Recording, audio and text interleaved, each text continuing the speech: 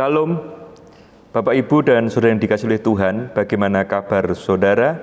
Dan pada saat ini bersama-sama di dalam ibadah Minggu 24 Mei 2020, kita akan mengawali dalam ibadah dengan pujian. Kita akan menaikkan Kidung Jemaat 2, bait yang pertama, Suci, Suci.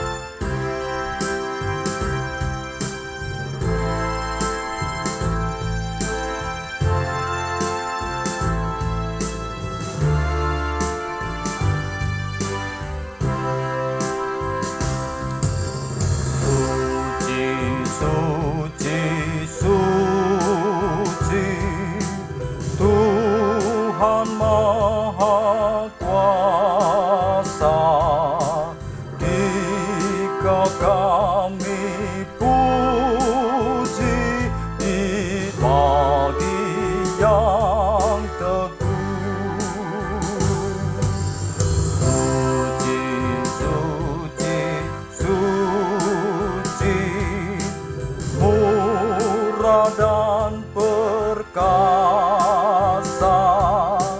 Allah Tritunggal, agung namamu.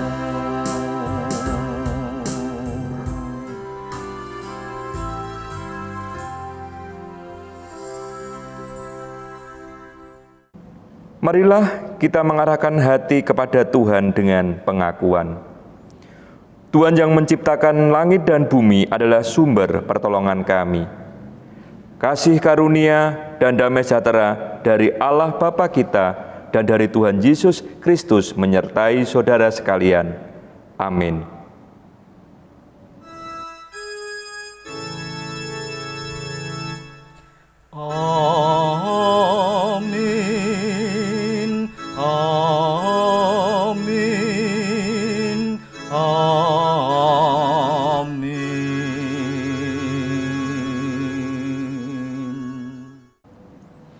Bapak, Ibu, dan Saudara yang dikasihi oleh Tuhan, marilah bersama-sama kita menaikkan nyanyian untuk mengawali ibadah kita hari ini di dalam Kidung Jemaat 454, bait yang pertama, Indahnya Saat yang Teduh.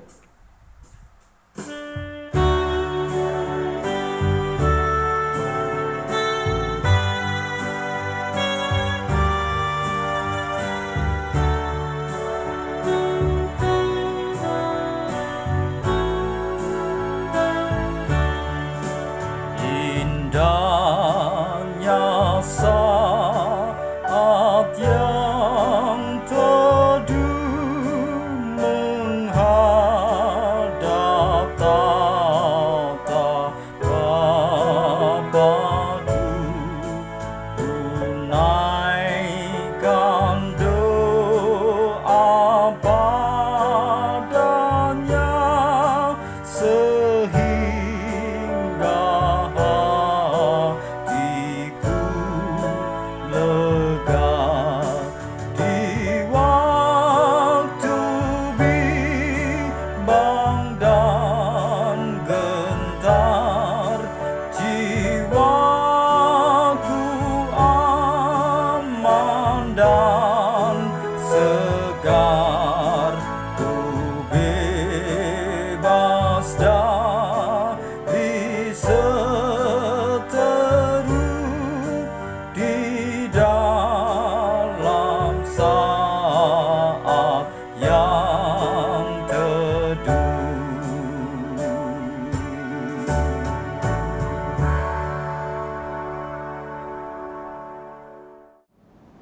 Bapak, Ibu, dan Saudara yang dikasihi oleh Tuhan, marilah kita mendengarkan pembacaan hukum kasih dalam Injil Lukas 10, ayat yang ke-25 sampai ayat yang ke-28. Pada suatu kali berdirilah seorang ahli Taurat untuk mencobai Yesus. Katanya, "Guru, apa yang harus kuperbuat untuk memperoleh hidup yang kekal?" Jawab Yesus kepadanya, "Apa yang tertulis dalam hukum Taurat? Apa yang kau baca di sana?" Jawab orang itu, "Kasihilah Tuhan Allahmu dengan segenap hatimu dan dengan segenap jiwamu dan dengan segenap kekuatanmu dan dengan segenap akal budimu. Dan kasihilah sesamamu manusia seperti dirimu sendiri." Kata Yesus kepadanya, "Jawabmu itu benar, perbuatlah demikian, maka engkau akan hidup." Marilah dengan penyesalan diri kita akan menaikkan pujian di dalam Kidung Jemaat 26, bait yang pertama, "Mampirlah dengar doaku."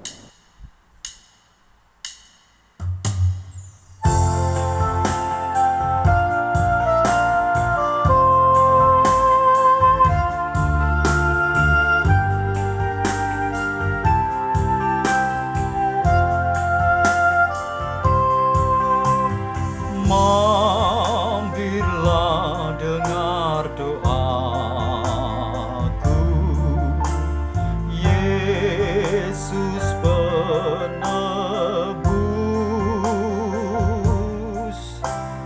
Orang lain kau hampiri, jangan jalan terus. Yesus Tuhan, dengar doaku. Orang lain kau hampiri, jangan jalan terus.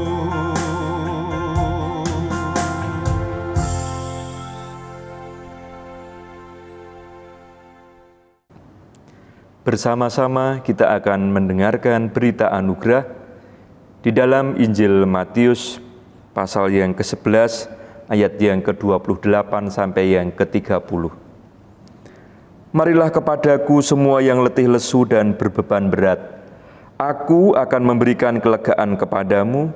Pikulah yang kupasang dan belajarlah padaku, karena aku lemah lembut dan rendah hati, dan jiwamu akan mendapat ketenangan.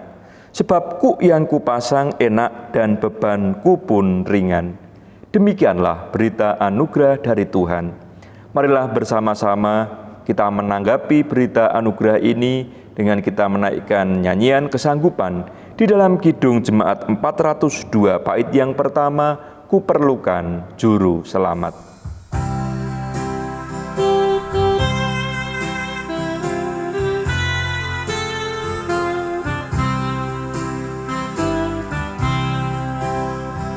Perlukan juru selamat agar jangan ku sesat. Selalu harus ku rasakan bahwa Tuhan ku dekat, maka jiwaku tenang, takkan takut dan enggan bila Tuhanku membimbing ku di malam pun tentram.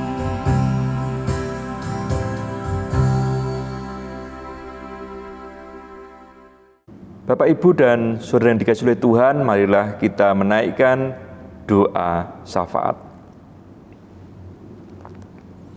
Tuhanlah Bapa di surga, kami datang kepadamu. Engkau Allah Bapa yang Maha Pemurah, Maha Pengasih. Engkau sebagai sumber kehidupan kami, sumber pertolongan kami. Oleh karena kasih-Mu, kami hari ini boleh hidup. Bahkan Engkau menyertai sepanjang kehidupan kami. Kami boleh merasakan cinta kasih-Mu di dalam kehidupan bersama keluarga kami. Bapa di surga, pada saat ini kami bersama-sama menaikkan doa syafaat atas bangsa dan negara kami. Kami memohon Tuhan, biarlah Engkau memberkati bangsa dan negara kami Indonesia.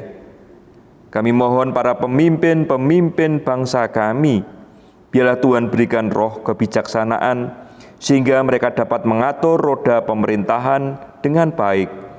Dan pada saat ini ya Bapa, kami juga menyerahkan terkhusus untuk para tim medis, dokter, perawat yang ada di setiap rumah sakit. Kiranya Engkau yang akan menolongnya, melindunginya, mereka sebagai garda terdepan. Kami percaya Engkau Tuhan yang akan menolongnya. Tuhan yang memberikan kekuatan, Tuhan yang memberikan imun yang kuat, sehingga kami percaya biarlah kiranya tim medis Tuhan yang senantiasa menyertai ketika dia dalam menjalankan tugas. Kami percaya juga Tuhan berkati untuk keluarganya. Terima kasih Bapa. Kami juga menyerahkan untuk anak-anak yang sekolah maupun anak-anak yang kuliah. Tuhan kiranya menolong mereka dalam situasi kondisi pada saat ini.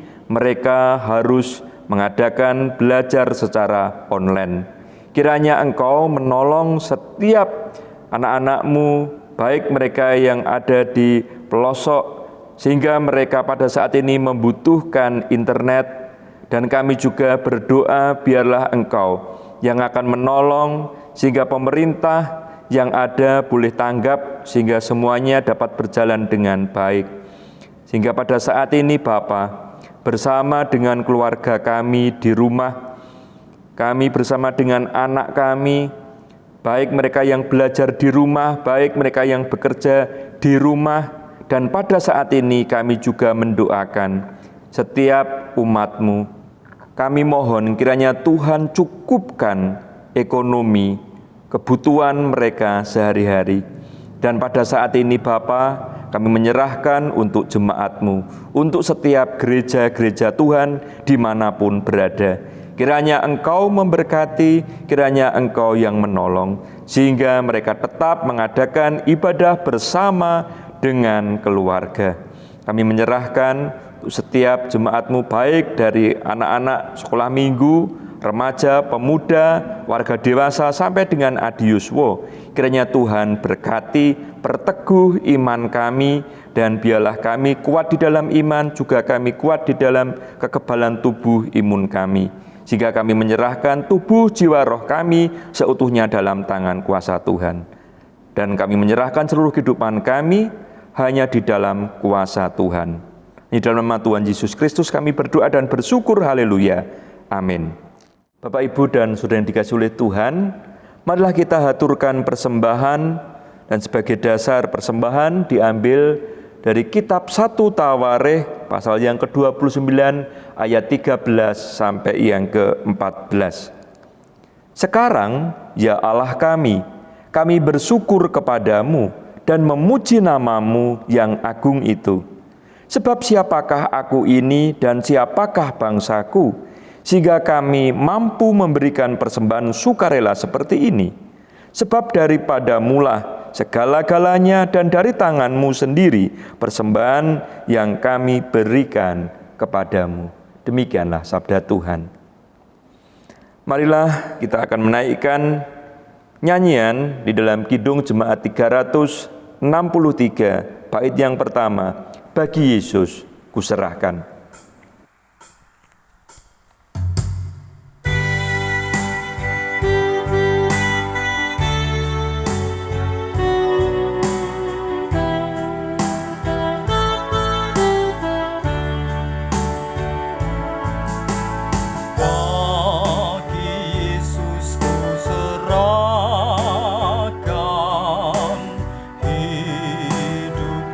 Seluruhnya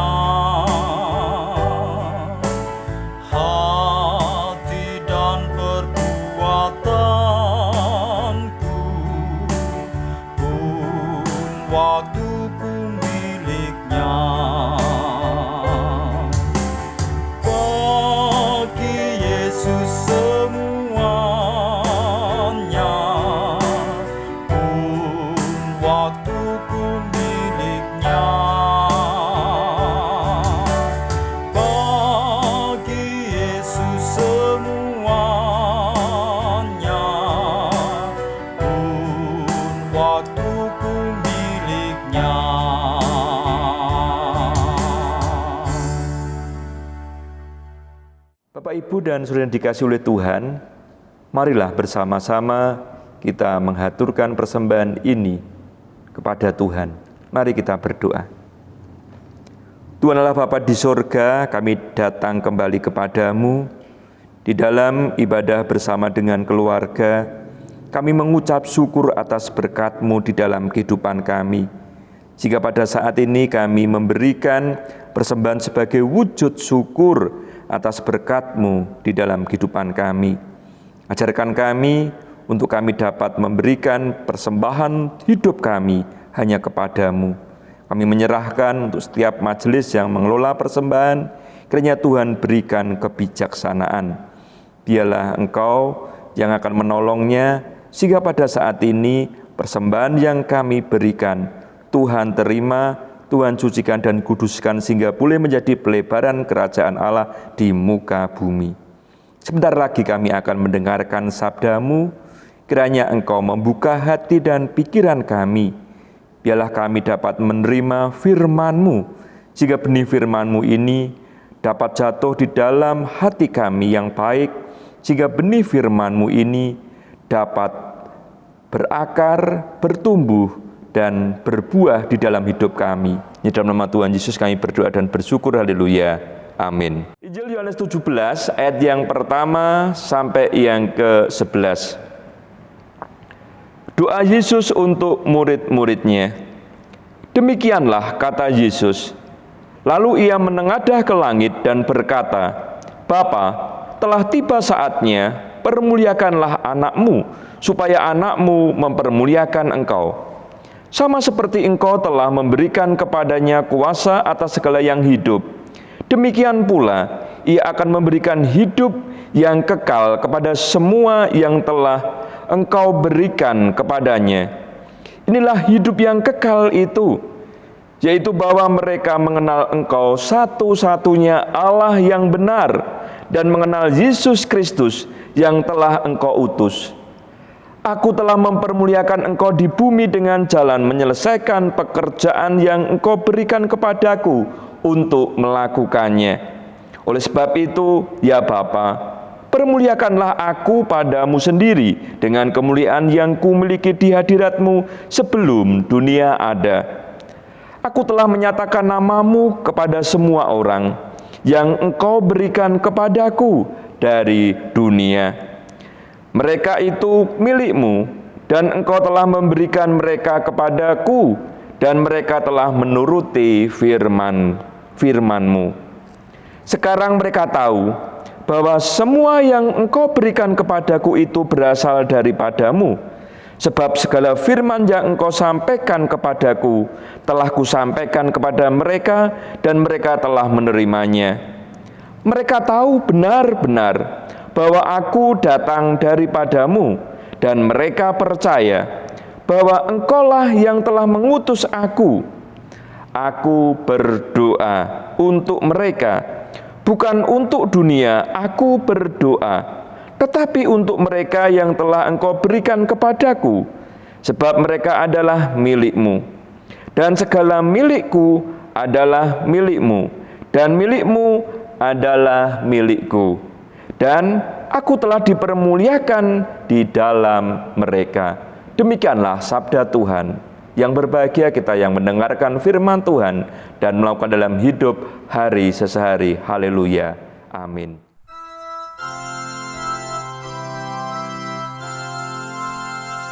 Haleluya.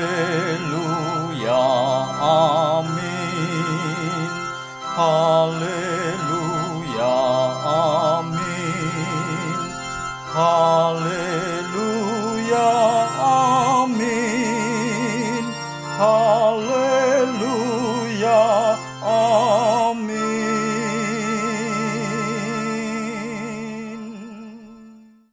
Shalom, Bapak, Ibu, dan saudara yang dikasihi oleh Tuhan. Tema kita pada saat ini, nafas hidup. Ada kisah seorang pelari. Ketika dia mengikuti lomba, dia bersaing dengan para pelari yang lain dengan cepat. Dia akan menuju ke finish, dan ketika dia menyentuh pita pertama kali, yang dilakukan oleh pelari itu adalah dia mengambil nafas dalam-dalam dan dia merasakan kelegaan. Dan bukan hanya itu, dia juga sujud ke tanah dan bibirnya seperti orang yang komat kamit. Artinya apa? Artinya dia sedang berdoa, dia bersyukur kepada Tuhan. Karena apa? Dia dapat memenangkan perlombaan itu. Saudara yang dikasihi oleh Tuhan, ada seorang yang akhirnya mendekati dia dan dia bertanya, "Apa yang engkau lakukan?" Dan dia berkata, "Saya berdoa, saya bersyukur kepada Tuhan. Karena apa? Saya berhari-hari, berminggu-minggu, berbulan-bulan saya latihan. Namun ketika saya berlatih, saya berdoa dan saya berusaha." Inilah kekuatan doa. Ya, Bapak, Ibu, dan saudara yang dikasihi oleh Tuhan, ada orang yang ragu, ada orang yang skeptis, memandang remeh kekuatan doa. Bapak Ibu yang dikasihi oleh Tuhan, apakah doa itu berpengaruh? Misalnya terhadap penyembuhan fisik seseorang. Kita mengalami banyak pergumulan untuk memahami mengapa Tuhan menyembuhkan sebagian orang, sementara yang lain tetap sakit dan bahkan meninggal dunia. Saat permintaan kita belum dijawab, belum dikabulkan, kita langsung bertanya, mengapa Tuhan tidak mengabulkan doa saya? Mengapa pertanyaan ini muncul? Bisa jadi karena kita begitu yakin bahwa kita telah berdoa dengan benar, penuh dengan kepercayaan, apalagi diucapkan dalam nama Tuhan Yesus Kristus. Sering kalimat dalam nama Tuhan Yesus Kristus kita anggap tak ubahnya bim salah bim, abra kadabra. Praktek doa yang sekarang banyak terjadi adalah bahwa dengan mengucap kalimat tersebut membuat orang Kristen menjadi begitu percaya diri bahwa doanya benar-benar sudah sesuai dengan kehendak Tuhan. Doa menjadi alat bagi kita untuk selalu meminta sesuatu dari Tuhan, dan itu berarti menjadi sebuah cara lain bagi kita untuk mewujudkan ambisi kita. Jadi tidak ada alasan bagi Tuhan untuk tidak mengabulkan doanya. Namun saat permintaannya itu tidak terpenuhi, maka muncullah kekecewaan, acuh tak acuh, dan malas berdoa. Nah, kita mesti waspada dengan pandangan ini. Bapak, Ibu, dan saudara yang dikasihi oleh Tuhan, mengapa orang malas berdoa padahal betapa pentingnya dan bermaknanya doa itu? Dan bukan hanya sekedar untaian kata-kata yang terucap dalam bibir kita, dalam mulut kita. Doa adalah dialog yang berisi ungkapan dalam relasi dengan Sang Khalik. Sehingga dalam bacaan kita, Injil Yohanes 17, ayat yang pertama sampai ayat yang ke-11. Doa Yesus ini dilatar belakangi oleh apa yang dialami para murid. Mereka akan dicerai-beraikan, mereka akan mengalami penderitaan. Di dalam Injil Yohanes pasal 16 ayat 32 sampai 33, Lihat, saatnya datang, bahwa sudah datang, bahwa kamu dicerai-beraikan masing-masing ke tempatnya sendiri, dan kamu meninggalkan aku seorang diri. Namun aku tidak seorang diri, sebab Bapa menyertai aku. Semuanya itu kukatakan kepadamu, supaya kamu beroleh damai sejahtera dalam aku. Dalam dunia kamu menderita penganiayaan, tetapi kuatkanlah hatimu. Aku telah mengalahkan dunia. Bapak, Ibu, dan saudara yang dikasihi oleh Tuhan, oleh karena itu Yesus menaikkan doa secara khusus untuk para murid-muridnya, karena mereka akan mengalami penderitaan. Maka ayat yang ke-9, Injil Yohanes 17, ayat yang ke-9, aku berdoa untuk mereka, bukan untuk dunia aku berdoa, tetapi untuk mereka yang telah Engkau berikan kepadaku, sebab mereka adalah milik-Mu. Saudara yang dikasihi oleh Tuhan, Yesus memberikan teladan, aku berdoa. Doa tersebut dalam bentuk dialog adalah sebagai komunikasi. Ada dialog terkait dengan identitas, terkait dengan personal seseorang. Yesus berdoa kepada Bapanya di surga. Sehingga pada saat ini, ketika Yesus memiliki relasi dengan Bapanya di surga, ini juga memberikan gambaran kepada kita umat manusia. Ketika Yesus memanjatkan doa, Yesus pun menyampaikan kepada Bapa bahwa Ia akan memberikan hidup yang kekal kepada para pengikutnya. Sehingga kalau ada pertanyaan dalam kehidupan kita, apa hidup yang kekal itu? Di dalam ayat yang ketiga, inilah hidup yang kekal itu, yaitu bahwa mereka yang mengenal Engkau satu-satunya Allah yang benar, dan mengenal Yesus Kristus yang telah Engkau utus. Yesus memberikan janji kepada para pengikutnya bahwa Yesus memberikan jaminan hidup, yaitu jaminan hidup yang kekal ketika nanti mereka mengalami penganiayaan, ketika mereka nanti mengalami penderitaan. Yesus memberikan hidup kepada pengikutnya walaupun dia sudah mati, namun di dalam Yesus ada kehidupan. Inilah doa Yesus kepada Bapa di surga untuk para pengikutnya. Sehingga di dalam Injil Yohanes pasal yang ke-17 ayat yang ke-9, aku berdoa untuk mereka, bukan untuk dunia aku berdoa, tetapi untuk mereka yang telah Engkau berikan kepadaku, sebab mereka adalah milik-Mu. Bapak, Ibu, dan saudara yang dikasihi oleh Tuhan, sungguh baik, sungguh indah ketika kita mengenal Yesus, ketika kita mau mendengarkan suara Yesus, ibarat kita sebagai domba-dombanya. Yesus memberikan kehidupan kekal. Hidup kekal itu adalah bagaimana kita mau mengenal. Dari sini bagaimana kita mengenal bukan hanya sekedar tahu.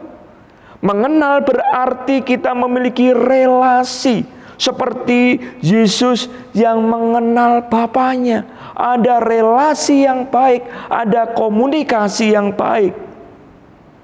Sehingga dalam kehidupan kita, marilah jangan sampai kita hanya sekedar tahu. Jangan kita hanya jadikan relasi, hubungan, komunikasi, doa kita hanya sekedar ibaratnya ban serep, cadangan. dipakai jika ban itu kempes ataupun bocor. Nah, jadi apakah doa-doa yang kita panjatkan kepada Tuhan itu hanya sekedar? Namun marilah kita membangun hubungan, relasi yang baik dengan Tuhan. Alkitab menggambarkan bahwa doa jauh lebih dari sekedar permohonan. Yang pertama, doa merupakan suatu bentuk hubungan dengan Allah, yaitu hubungan selaku anak dan bapa. Selaku anak dan bapa. Yang tentu ini diwarnai dengan persekutuan yang indah, pergaulan yang indah, ada komunikasi, percakapan yang akrab. Sehingga ketika Yesus sudah memberikan teladan, Yesus berkomunikasi dengan Bapa di sorga. Bagaimana dengan kita? Apakah ketika kita berdoa, kita mau datang kepada Tuhan ketika kita hanya saat butuh? Alasannya apa? Alasannya tak ada waktu. Pertanyaannya, apakah kita betul-betul tidak mempunyai waktu untuk berdoa secara lebih serius, secara disiplin, supaya kita memiliki relasi dengan Tuhan? Karena doa adalah nafas kehidupan orang beriman. Sehingga dalam kehidupan kita dibutuhkan kesetiaan, dibutuhkan tanggung jawab bagi orang percaya. Hal yang kedua, doa berarti mengarahkan hati dan kehendak kita sesuai hati dan kehendak Allah. Yang sering terjadi adalah doa kita banyak memaksa Tuhan. Kita seperti anak kecil, anak yang manja. Kita minta ini dan itu. Kadang banyak keinginan kita, banyak ambisi kita, sehingga itu hanya untuk memuaskan keinginan kita dan bukan kebutuhan yang sesungguhnya. Jadi jangan sampai kita memaksa Tuhan. Namun kita percaya, yakinilah tiada yang mustahil di hadapan Tuhan. Yakinlah bahwa Tuhan pasti menolong sesuai dengan cara dan rancangannya. Sehingga inilah yang Tuhan ingin lakukan dalam kehidupan kita, supaya kita berserah kepada Tuhan. Biarlah kehendak Tuhan, rancangan Tuhan yang terjadi dalam kehidupan kita. Bukan kehendakku ya Bapa, namun kehendak-Mu lah yang terjadi, seperti doa Yesus. Sehingga kita hanya berserah kepada Tuhan, bahwa rancangan Tuhan indah di dalam setiap kehidupan kita. Hal yang ketiga adalah doa harus dilengkapi dengan usaha dan kerja keras. Suatu pagi ada dua orang anak, dia sedang berjalan menuju ke sekolah. Tiba-tiba mereka sadar bahwa apabila mereka tidak segera bergegas, maka ia terlambat. Maka dia mengajak temannya, ayo kita akan terlambat ini, cepat, kita akan terlambat. Dan akhirnya teman yang diajak untuk berlari, dia berkata, yuk kita berdoa dulu. Saudara yang dikasihi oleh Tuhan, jawab temannya, tidak. Ayo kita bisa berdoa sambil lari secepat mungkin, supaya kita tidak terlambat. Apabila kita memohon kepada Allah agar Dia mengerjakan sesuatu bagi kita, maka kita pun harus siap melakukan bagian kita. Jadi kita harus melakukan bagian kita.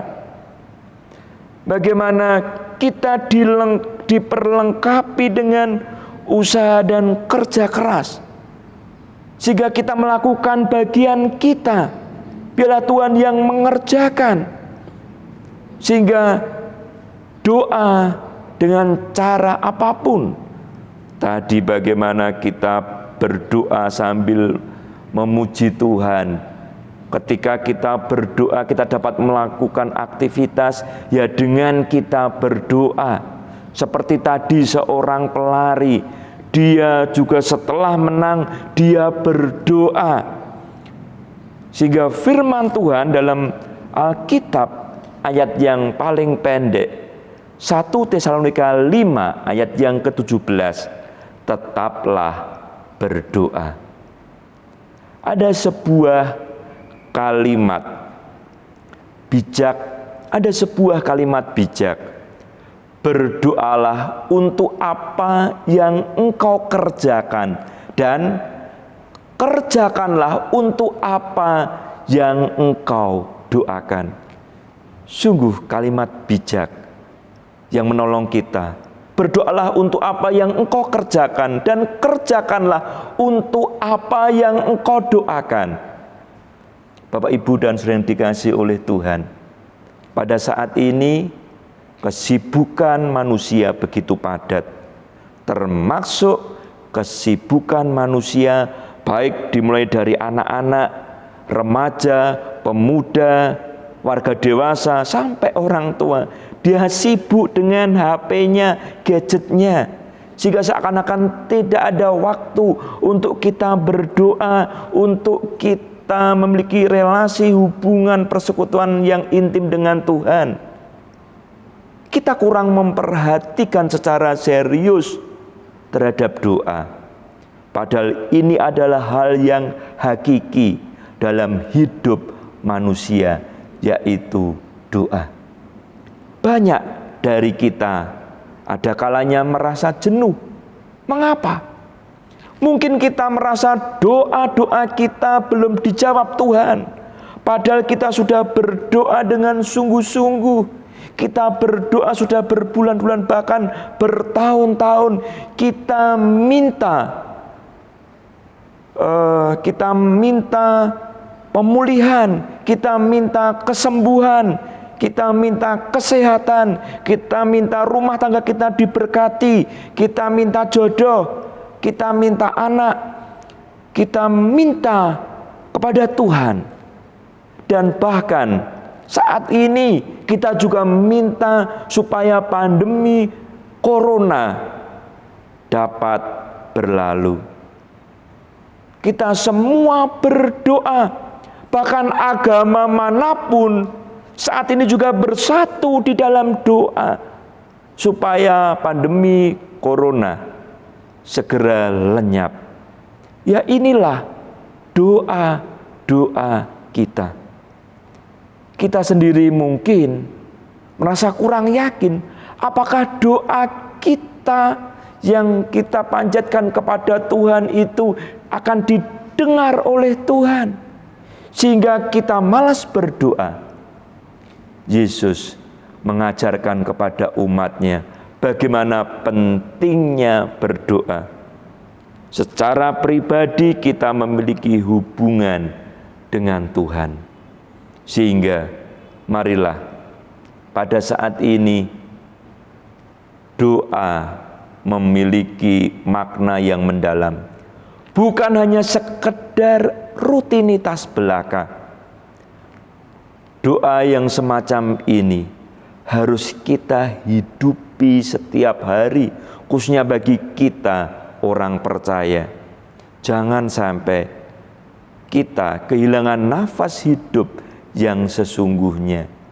Sehingga pada saat ini orang percaya kita akan dimampukan bahwa hidup yang sesungguhnya, karena nafas hidup itu ada di dalam kehidupan kita. Bapak Ibu yang dikasihi oleh Tuhan, di Minggu Paskah ke-7 Jemaat diajak untuk mengingat kembali bahwa doa adalah nafas hidup orang percaya. Daya kekuatan yang menjadikan hidup dalam pengertian yang sesungguhnya. Marilah kita menghidupi doa secara sungguh-sungguh, bukan sekedar rutinitas belaka. Tuhan Yesus memberkati. Amin. Mari kita berdoa. Bapa kami yang di sorga, dikuduskanlah namamu, datanglah kerajaanmu, jadilah kehendak-Mu di bumi seperti di sorga. Berikanlah kami pada hari ini makanan kami yang secukupnya, dan ampunilah kami akan kesalahan kami, seperti kami juga mengampuni orang yang bersalah kepada kami. Dan janganlah membawa kami ke dalam pencobaan, tetapi lepaskanlah kami daripada yang jahat. Karena Engkau-lah yang punya kerajaan dan kuasa dan kemuliaan sampai selama-lamanya. Amin. Bapak, Ibu, dan saudara yang dikasihi oleh Tuhan, marilah kita menanggapi sabda Tuhan dengan kita menaikkan pujian Kidung Jemaat 457 bait yang pertama, Ya Tuhan, tiap jam.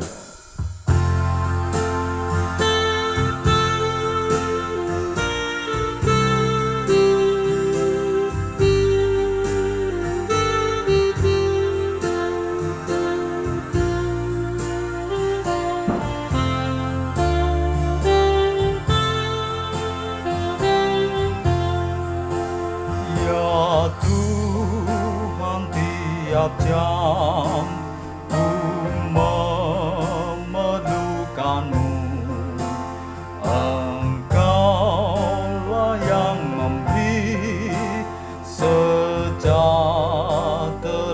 penuh.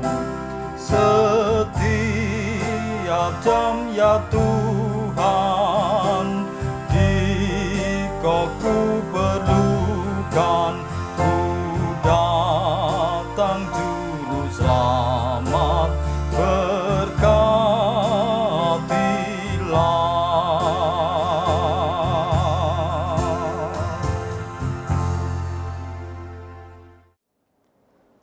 Marilah Bapak, Ibu, dan Saudara, saya undang untuk bangkit berdiri. Marilah bersama kita mengucapkan pengakuan iman rasuli. Aku percaya kepada Allah Bapa yang Maha Kuasa, Khalik langit dan bumi, dan kepada Yesus Kristus, Anaknya yang tunggal Tuhan kita, yang dikandung daripada Roh Kudus, lahir dari anak darah Maria, yang menderita di bawah pemerintahan Pontius Pilatus, disalibkan, mati, dan dikuburkan turun ke dalam kerajaan maut. Pada hari yang ketiga, bangkit pula dari antara orang mati, naik ke sorga, duduk sebelah kanan Allah Bapa yang Maha Kuasa, dan akan datang dari sana untuk menghakimi orang yang hidup dan yang mati. Aku percaya kepada Roh Kudus, gereja yang kudus dan am, persekutuan orang kudus, pengampunan dosa, kebangkitan daging, dan hidup yang kekal. Marilah bersama-sama kita mengarahkan hati kita kepada Tuhan. Terimalah berkat Tuhan. Kasih karunia Tuhan Yesus Kristus dan kasih Allah Bapa dan melalui persekutuan dengan Roh Kudus menyertai saudara sekalian. Amin. Bapak, Ibu, dan saudara yang dikasihi oleh Tuhan, marilah bersama-sama kita mengakhiri ibadah keluarga pada hari ini. Kita bersyukur kita boleh menjalankan ibadah bersama dengan keluarga. Kita akan menaikkan pujian penutup Kidung Jemaat 408 bait yang pertama, Di Jalanku Ku Diiring.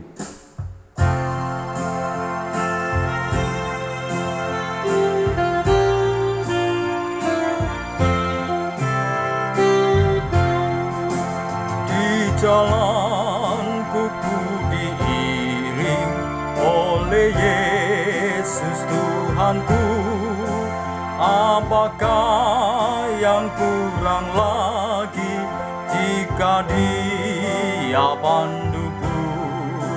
Diberi damai surgawi asal imanku teguh. Suka duka dipakainya untuk kebaikanku. Suka duka dipakainya dipakainya untuk kebaikan